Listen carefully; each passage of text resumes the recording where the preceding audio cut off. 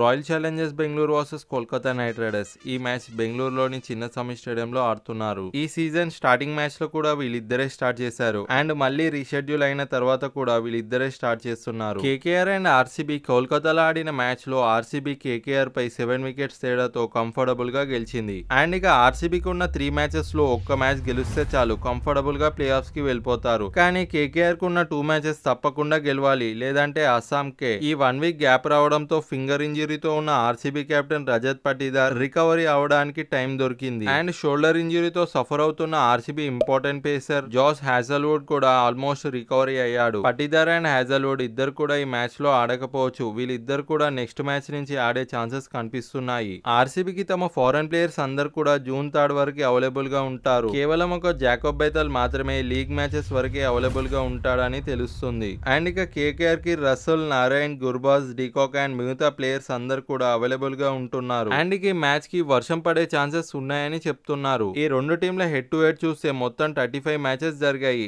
అందులో 15 matches RCB గెలిస్తే 20 matches KKR గెలిచింది. అండ్ వీళ్ళిద్దరి మధ్య జరిగిన లాస్ట్ 5 మ్యాచెస్ లో 4 మ్యాచెస్ కేకేఆర్ గెలిస్తే కేవలం ఒకే మ్యాచ్ ఆర్సీబీ గెలిచింది. అండ్ ఈ మ్యాచ్ లో మీరు ఎవరు గెలుస్తారనుకుంటున్నారో కామెంట్ లో చెప్పండి. ఈ వీడియో కానీ నచ్చినట్లయితే లైక్ చేసి మరింత ఇలాంటి కంటెంట్ కోసం ఛానల్ ని సబ్స్క్రైబ్ చేసుకోండి. And thank you for watching.